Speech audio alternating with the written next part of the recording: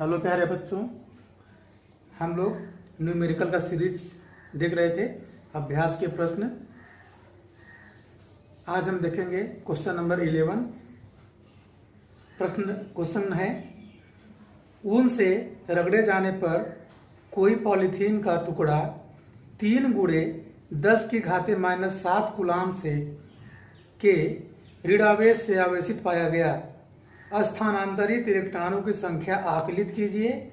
क्या ऊन से पॉलीथीन में संहति का द्रव्यमान, संहति यानी कि उसी को बोलते हैं द्रव्यमान, का स्थानांतरण भी होता है? तो हम लोग देखते हैं बच्चों, बिल्कुल इजी क्वेश्चन है। पहले तो यह समझ लीजिए कि जब ऊन को पॉलीथीन से रगड़ा गया तो ऋणावेश किसमें हुआ? पॉलीथीन के उसमें। तो ऋणावेश किसमें होता है? जिसमें इलेक्ट्रॉन चले जाते हैं। जब इलेक्ट्रॉन पॉलीथीन में चला जाएगा, जब इलेक्ट्रॉन पॉलीथीन में चला जाएगा तो किसका द्रव्यमान बढ़ेगा? पॉलीथीन का, है ना, क्योंकि उसमें इलेक्ट्रॉनों की संख्या बढ़ जाती है। और द्रव्यमान बढ़ेगा कि नहीं बढ़ेगा? बढ़ेगा। क्यों बढ़ेगा? क्योंकि इलेक्ट्रॉन ऊन से निकल के पॉलीथीन में गए हैं तो इलेक्ट्रॉन का द्रव्यमान होता है। कितना होता है आपको पता है? 9.1 गुणे 10 की घात -31 kg। सूक्ष्म ही होता है, बहुत सूक्ष्म होता है। तो बहुत सूक्ष्म मात्रा में ही द्रव्यमान बढ़ेगा पॉलीथीन का, लेकिन बढ़ेगा। तो बी पार्ट का आंसर में क्या हो जाएगा? यस, बढ़ेगा। तो देखते हैं बच्चों, पहला पार्ट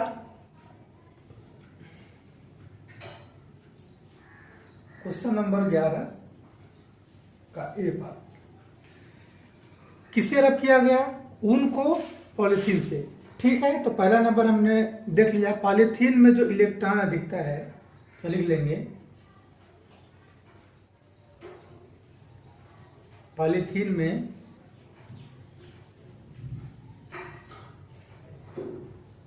अधिक आवेश कितना है? आवेश का मान कितना है भाई? क्यू इक्वल टू, मतलब इतना पॉलीथीन में एक आवेश है, कितना है? 3 × 10⁻⁻⁷ कितना? 7। चूंकि ये ऋणावेशित है तो यहाँ पे हो जाएगा। और एक इलेक्ट्रॉन का आवेश कितना होता है? -1.6 गुणे 10 की घात -19। तो हमको इलेक्ट्रॉनों की संख्या जो कि निकालना है कि कितने इलेक्ट्रॉन पॉलीथीन में गए, स्थानांतरित हुए, तो उसकी जो इलेक्ट्रॉनों की संख्या निकालने के लिए हमारे पास क्या है? जैसे मान लीजिए ये है ऊन का कपड़ा है ये, और ये है एक पॉलीथीन। ये है क्या? ऊन, ये है पॉलीथीन। ठीक है, तो ऊन से इलेक्ट्रॉन निकल के किसमें चले गए हैं? पॉलीथीन। तो पॉलीथीन -4 हो जाएगा। तो जो ये इलेक्ट्रॉन आया है, इसकी ये कितना इलेक्ट्रॉन ऊन में आया है? -3 गुणे 10 की घाते, इतना आवेश का मान है। तो कितने इलेक्ट्रॉन इसमें आए हैं, उसको इलेक्ट्रॉन का मान निकालने के लिए हम जानते हैं कि आवेश का क्वांटीकरण Q = Ne, जहां पे n इलेक्ट्रॉनों की संख्या है। तो n = निकालेंगे हम लोग तो हो जाएगा Q/E। तो n = Q की वैल्यू आप यहाँ पे रखेंगे तो -3 गुणे 10 की घाते -7 अपान -1.6 गुणे 10 की घाते 19, इतना आ जाएगा। जब इसको हम लोग सॉल्व करेंगे तो माइनस से माइनस आपका प्लस हो जाएगा, कैंसिल हो जाएगा। ये हो जाएगा आपका 3 × 10⁻⁻7 अपान 1.6 × 10⁻⁻19। इसको सॉल्व करके देखो बच्चों, सॉल्व करेंगे तो कितना आ जाएगा? सॉल्व कर लेंगे, ये ऊपर जाएगा तो हो जाएगा +19, यानी कैसा लिख सकते हैं हम लोग? 3 × 10⁻⁻7 + 19 अपान 1.6। सिंप्लीफाई आप लोग हम कर दे रहे हैं, सिंप्लीफाई डिवाइड कर ले रहे हैं आप लोग। कितना हो जाएगा ये? इसको से लिख सकते हैं 19 में 7 के 12 हो जाएगा 3 × 10⁻1.6। इसको आप ऐसे भी लिख सकते हो 30 × 10⁻11 अपान 16, या n = निकाल सकते हो आप लोग। कितना वैल्यू हो जाएगा बताइए? 2 बार तो जाएगा नहीं, हो जाएगा 1.87 × 10⁻ 12। बच्चों आप इसको निकाल लेंगे, लगभग इसकी वैल्यू ये इतने इलेक्ट्रॉन यहाँ पे आ जाएंगे। ये आपको समझ में आ गया? इतने इलेक्ट्रॉन कहाँ पे आए? पॉलीथीन वाले पॉलीथीन पे इतने इलेक्ट्रॉन आ गए। ये पार्ट ए का आंसर आ गया। अब पार्ट बी जो है, पार्ट बी को हम लोग सॉल्व करेंगे। तो पार्ट बी, चूंकि ये पूछ रहा है कि क्या द्रव्यमान का भी स्थानांतरण होगा, तो हाँ उसका आंसर क्या है कि होगा। क्यों? क्योंकि एक इलेक्ट्रॉन का कुछ ना कुछ द्रव्यमान होता है। तो चूंकि एक इलेक्ट्रॉन का द्रव्यमान कितना होता है बच्चों? 9.1 गुणे 10⁻³ kg। अतः पॉलीथीन पर जो स्थानांतरित द्रव्यमान हुआ तो वो कितना हो जाएगा?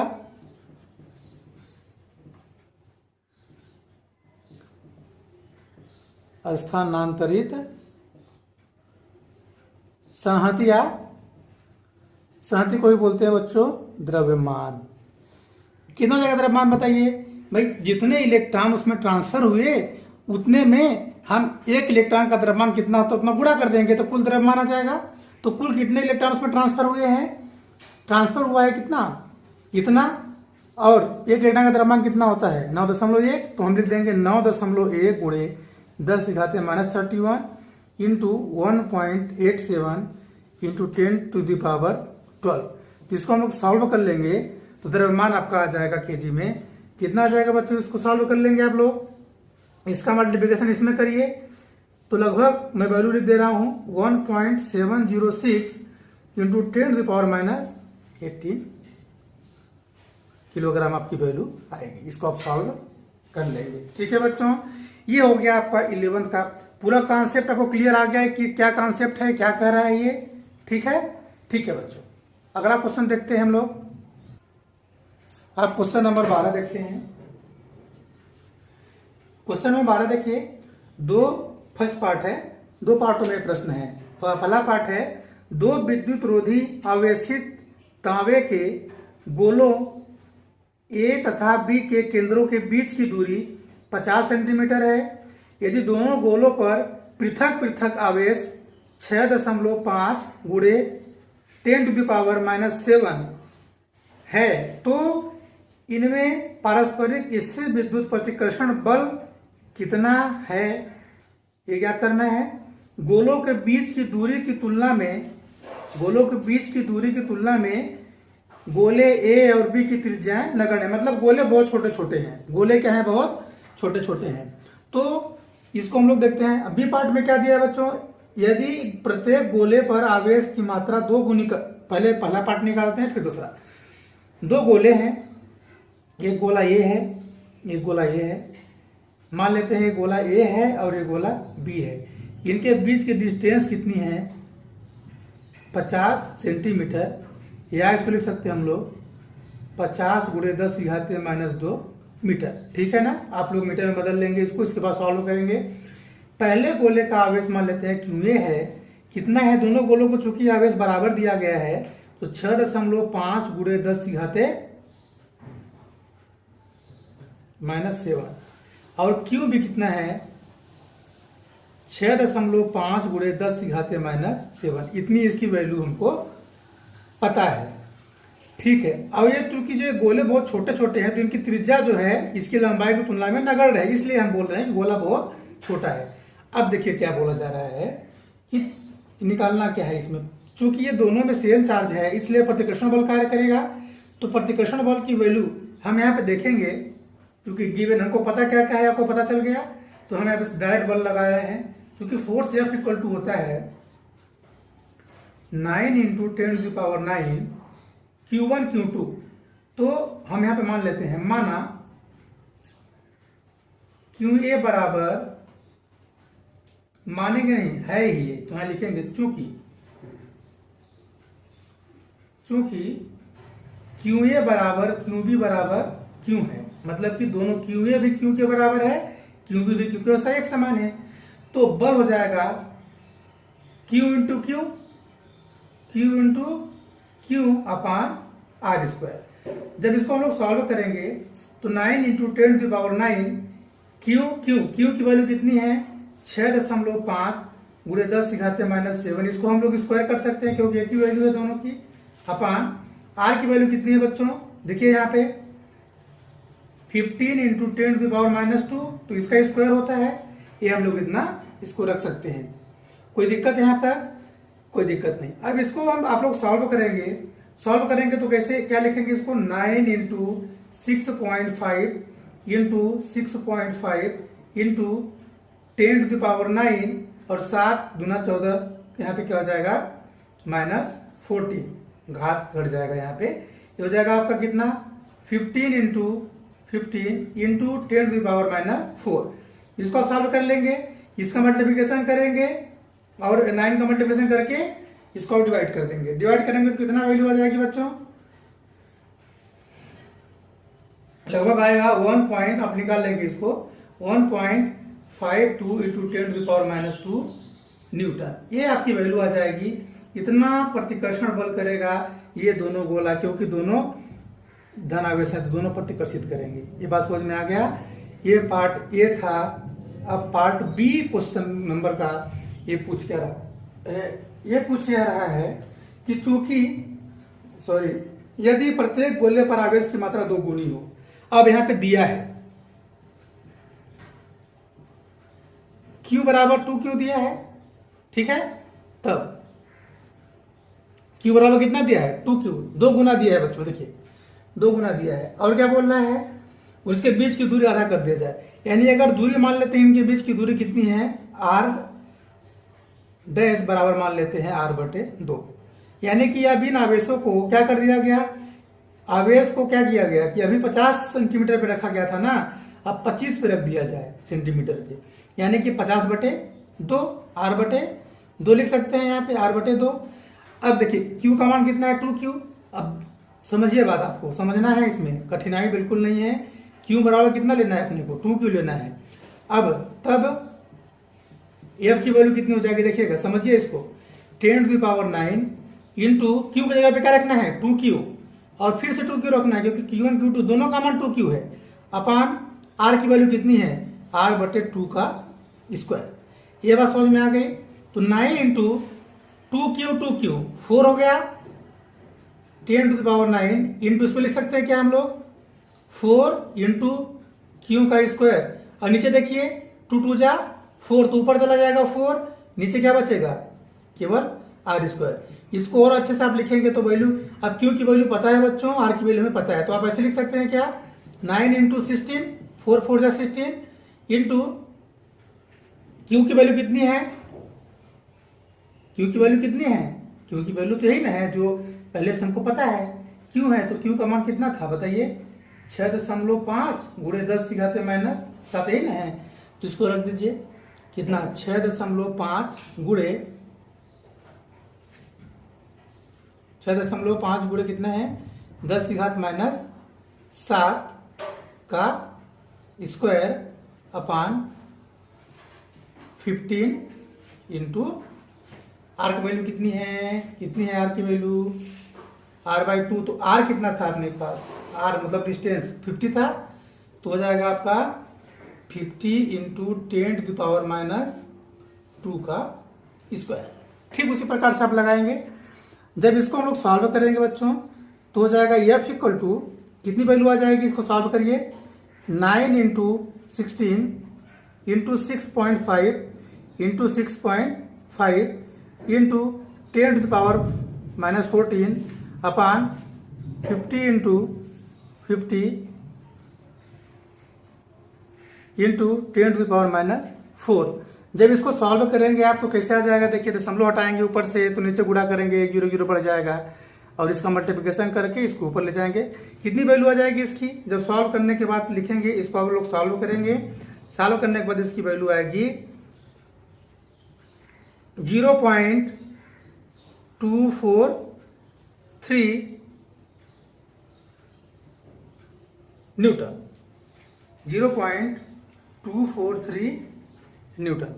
ठीक है बच्चों, ये हो गया आपका क्वेश्चन नंबर 12 कंप्लीट। अच्छे से आप इसको समझ में आ गया होगा आपको। हाँ बच्चों, अब क्वेश्चन नंबर 13 देखते हैं हम लोग। इसको थोड़ा कॉन्सेप्ट समझिएगा, 12 जैसे ही है ये भी। मान लीजिए अभ्यास 1.12 मतलब कि पहला जो हमने अभी लगा चुका है, जिस प्रश्न को, उसी प्रश्न को बोल रहा है ये, में गोले ए तथा बी साइज में सर्वसम है, मतलब एक समान है, मतलब उसका आकार जो है वो समान है, तथा इसी साइज का कोई तीसरा अनावेशित गोला इन दोनों के बीच में। समझिए बात, पहले हमने क्या किया था, अभी एक गोला ये था, एक गोला ये था, ये गोला ये था और ये गोला यही है। गोला क्या है, यही है। अब इसके साइज में कोई परिवर्तन नहीं है, साइज तो यही है। अब एक और गोला लाया गया सी, एक गोला और कहां से लाया गया, बाहर से सी गोला लाया गया, और क्या क्या जा रहा है देखिएगा, कोई तीसरा गोला लाते हैं, इसका कोई भी साइज हो, इसकी साइज का कोई भी हो, है ना, इसी साइज का बोल रहा है, सॉरी, इसी साइज का मतलब इसी जितना इसका साइज है ना, इसी के साइज कोई भी गोला है। तो पहले उसको कहां लाते हैं, जो सी गोला है वो अनावेशित है, पहले गोले ए के संपर्क, तत्पश्चात दूसरे गोले के संपर्क में लाकर अंत में दोनों गोलों से हटा लिया जाता है वो, तब ए तथा बी के बीच नया प्रतिकर्षण बल। देखिए कॉन्सेप्ट बहुत बहुत ही जरूरी है, कॉन्सेप्ट समझना। देखिए समझिए बात को, गोले ए को कितना आवेश दिया है, मान लीजिए क्यू, इसका भी क्यू, दोनों का आवेश क्यू है, दूरी कितनी है इसकी आपको पता है मीटर में, ठीक है। अब ये इस सी गोले को ए के पास लाते हैं, तो चूंकि ये अनावेशित है, इसमें कोई आवेश नहीं है, तो आवेश के वितरण नियम से हम जानते हैं कि यदि एक चालक दूसरे चालक, अगर एक चालक में आवेश है, दूसरा अनावेशित लाते हैं हम चालक, तो आवेश का वितरण हो जाता है। कब तक वितरण होता है, जब तक दोनों में आवेश का मान समान नहीं हो जाता। तो यहाँ पे आवेश का वितरण हो जाता है। यदि यहाँ पे क्यू आवेश है गोले ए के पास, तो सी के पास कितना चला जाएगा, क्यू का, देखिए इसके पास क्यू आवेश है, तो इसका आधा आवेश इसमें चला जाएगा, यानी कि दोनों में आधा आधा आवेश बढ़ जाएगा। तो पहले जब इसको इसके पास टच कराया गया, इसके पास टच कराया गया, तो इसका आवेश कितना बचा, Q/2। कितना बचा, बात समझिए, Q/2, और इसके पास कितना आ गया, Q/2। तब ना दोनों को जोड़ेंगे तो क्यों आवेश आएगा, क्योंकि इसको तो पहले इसके संपर्क में लाया गया। बात समझ में आ रहा है बच्चों, ठीक है। अब दोनों में आवेश कितना कितना डिस्ट्रीब्यूट हो गया, Q/2 और Q/2। तो प्रश्न बोल रहा है कि सी को पहले ए के पास टच कराए, अब पुनः इसको उठा के बी के पास ले गए। अब समझिए, जब इस सी गोले को हमने ए से टच कराया तो कितना आवेश मिल गया इसको, Q/2। अब यह Q/2 आवेश लेके कहां जा रहा है, गोले बी के पास। अब गोले बी के पास ऑलरेडी क्यू आवेश है। अब इसमें जब इसको सी को इसके पास लाएंगे तो क्या होगा, दोनों ये आवेश दोनों मिलेंगे, और दोनों मिलने के पश्चात कितना आवेश बचा, दोनों मिलने का पश्चात कुल आवेश कितना हुआ, उसका आधा आधा कर देंगे, दोनों को हो जाएगा। बात समझ में आ रही है। जैसे कि यहाँ पे गोले सी का आवेश कितना है, Q/2, प्लस गोले में बी में कितना आवेश पहले से है, Q, इसका बटे 2 कर देंगे तो इतना इतना आवेश इसको मिल जाएगा। बात समझ में आ पा रही है, क्योंकि इसमें आवेश ज्यादा है, इसमें आवेश कम है, तो दोनों आवेशों का वितरण होगा, वितरण होने के पश्चात आधा आधा वितरण हो जाएगा। अब देखिए इसको हल करेंगे, कितना जाएगा बच्चों, देखिए यही पे समझना है, बाकी सारे आप सॉल्व कर लेंगे। Q/2 क्यू कितना हो जाएगा, ये 3Q/2/2, तो टोटल कितना हो जाएगा 3Q/4। मतलब कि जब इसको B के पास टच कराते हैं तो यहाँ पे B का कितना 3Q/4 और C के पास कितना 3Q/4। बात समझ में आ गई। तो जब पहले इसको इससे टच कराया तो आवेश कितना था Q/2, जब पुनः हमने C को इतना आवेश लेके इसके ऊपर भेजा तो कितना आवेश कितना आवेश दोनों में डिस्ट्रीब्यूट हो गया 3Q/4। मतलब कि B का आवेश हो गया 3Q/4। अब क्या किया गया कि C को इसे टच कराने के पश्चात C को वहां से हटा लिया गया, किसके अकॉर्डिंग, प्रश्न के अकॉर्डिंग, ठीक है ना। अब इनके बीच, अब किनके बीच, क्योंकि C तो यहां से हट गया, इसके बीच कितना आवेश बचा भाई Q/2, B में कितना आवेश बचा 3Q/4। अब इनके बीच जो फोर्स लगेगा उस फोर्स को निकालना है, यानी कि 9 × 10⁹ Q1 कितना है Q/2, Q2 कितना है 3Q/4। बात समझ में आ पा रही है क्या, अपन R²। अब इसको आप सॉल्व करिए, 9 × 10⁹ इंटू इसको तो सॉल्व करेंगे। सॉल्व करने के पश्चात जो वैल्यू आएगा उसको हम लोग लिखेंगे, वो वैल्यू आप लोग लिख लेंगे। वैल्यू आपको समझ में आ रही है क्या कि नहीं आ रही है? आ रही है ना बच्चों? तो लिखिए इसको।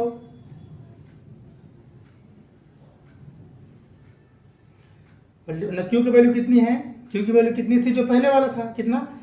6.5 गुणे 10 की घाते -7 का क्यू क्यू स्क्वायर हो जाएगा, और 3 है ना, तो 3 यहाँ पे हो जाएगा। ठीक है, 2 दूना 4, सॉरी 4 दूना 8 हो जाएगा नीचे, और आर की वैल्यू कितनी है? 50 गुणे 10 की घाते -2 का स्क्वायर। ये आपको सॉल्व करना है। सॉल्व तो आपको खुद प्रैक्टिस करना पड़ेगा, तभी आप इसको सॉल्व कर पाएंगे। 9 इंटू कर लेंगे इसको, 3 into 6.5 into 6.5 into 10 to the power, यहाँ 14 आ गया ना, ये 9 है, ठीक है ना, तो हो जाएगा -14 plus 9 upon 8 into 15 into 15 into 10 to the power -4। Solve करिए इसको, और सॉल्व करने के बाद इसकी वैल्यू जो आएगी वो आएगी कितना? हम लिख दे रहे हैं यहाँ पे 5.7 into 10 to the power -3 newton. ये वैल्यू आप निकाल के हमको बताएंगे कमेंट में, ठीक है? इसका आ जाएगा। ये कॉन्सेप्ट है बच्चों, ये कॉन्सेप्ट आपको समझना था। ये कॉन्सेप्ट अगर क्लियर हो जाएगा तो सारे आपको डाउट क्लियर हो जाएंगे। ये क्वेश्चन नंबर आपका कौन सा था? 13 था। ठीक है, ठीक है। अब हम लोग देखेंगे क्वेश्चन नंबर 14। बहुत इंटरेस्टिंग ये भी है। देखिए, चित्र में किसी एक समान स्थिर विद्युत क्षेत्र में 3 आवेशित कणों को पद चिन्ह दर्शाए गए हैं। तीनों आवेशों के चिन्ह लिखिए। इनमें से किस कण का आवेश संहति, आवेश और संहति मतलब क्या? आवेश तो उसका आवेश होता है, संहति मतलब उसका द्रव्यमान, यानी Q/m अधिकतम किसका होगा? तो चित्र देखने समझ में आ रहा है। चित्र क्या है बच्चों? एक ये प्लस प्लेट है, समझिएगा, ये है माइनस आवेशित। यहाँ पे 3 लाइन निकल रही हैं, एक ऐसे जा रहा है, एक ऐसे जा रहा है, और एक ऐसे गया है। बात समझ में आ रहा है ना? तो ये आपका है 1, 2 और 3। तो चूंकि हमको यह पता है, क्या पता है बच्चों, कि जो आवेश होता है वो विपरीत आवेश की ओर आकर्षित होता है। यानी कि अगर ये आवेश इधर गया है, पहला आवेश प्लस की ओर, ऑटोमेटिक ये माइनस वाला होगा, ये भी माइनस होगा। क्लियर हो गया? तो ये दोनों माइनस चार्ज हो जाएंगे। ठीक है ना? ठीक है। अब ये क्या है आपका? चूंकि ऋण प्लेट की ओर आवेशित हुआ है ऑटोमेटिक, इसका मतलब कि ये वाला प्लस होगा और ये दोनों माइनस वाले होंगे। ये दोनों क्या होंगे? माइनस वाले होंगे। अब चूंकि विक्षेप हम देख रहे हैं, चूंकि ज्यादा घुमा कौन है? ज्यादा विक्षेप कौन हुआ है? कण तीसरा। तो एक सूत्र होता है बच्चों, जो विक्षेप का सूत्र होता है, इसको आप लोग को ध्यान देना पड़ेगा। विक्षेप समानुपाती होता है E/m। इसका मतलब समझ आ रहा है क्या? कि विक्षेप, जिसका आवेश का मान ज्यादा होगा उसका विक्षेप भी ज्यादा होगा। तो देखिए, चूंकि तीसरा प्लेट ज्यादा विक्षेपित हुआ है, यानी कि इसमें आवेश का मात्रा ज्यादा है कि नहीं है, तो तीसरे का विक्षेप ज्यादा हुआ है, अतः E/m का मान भी तीसरे के लिए ही क्या होगा? अधिकतम होगा, क्योंकि E/m का मान अधिकतम किसके लिए होगा? जो ज्यादा विक्षेप हुआ है। बात समझ में आ गया?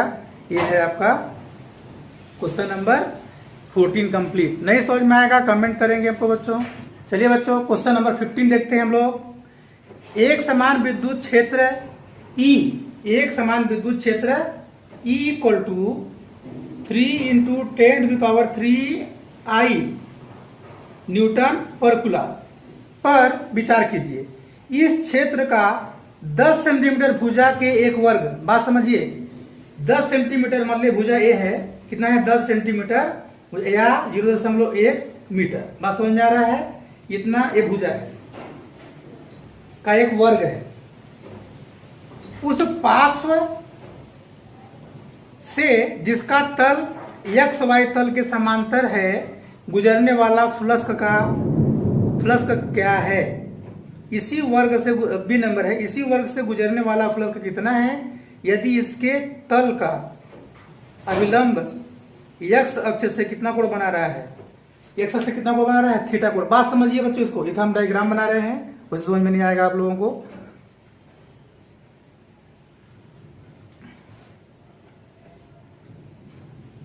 मान लेते हैं Y एक्सिस है और ये Z एक्सिस है, तो Y और Z तल तो यही होगा। ये कौन सा तल है, वाई और जेड तल है। बस समझ में आ रहा है, क्योंकि वाई और जेड से ही तल बनेगा। इसके लंबवत देखिए, बात समझिए, इसके इस तल के समानांतर एक तल है, इस तल के समानांतर तल हमने यहां पे एक बनाया है इस प्रकार से।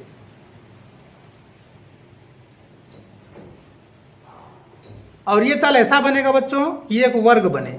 क्या बने ये, ताकि ये हो कितना 0.1 मीटर और इसकी चौड़ाई कितना हो 0.1 मीटर। बात समझ में आ रहा है। तो बल रेखा जो निकलेगी एक्स अक्ष की दिशा में, तो ये बल रेखाएं ऐसे बल रेखाएं जाएंगी, यहां से गुजरेंगी।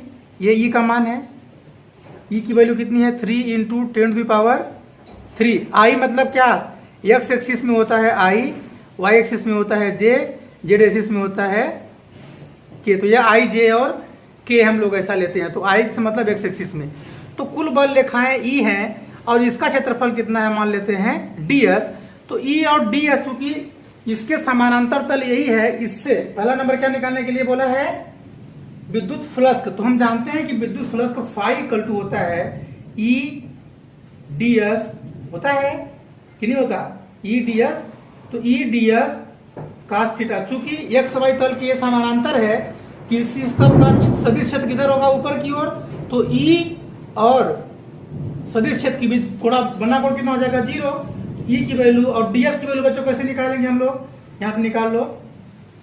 तब ds इक्वल टू हो जाएगा लंबाई गुणे चौड़ाई, तो 0.1 गुणे 0.1 कितना हो जाएगा ये 0.01 मीटर स्क्वायर। तो यस का मान आ गया, यहाँ पे लिखिए। बी की वैल्यू रखिए 3 × 10⁻3 × 0.01 × cos 0। तो हो जाएगा 3 × 0.01 × 10⁻3 cos 0 की वैल्यू हो जाएगी 1।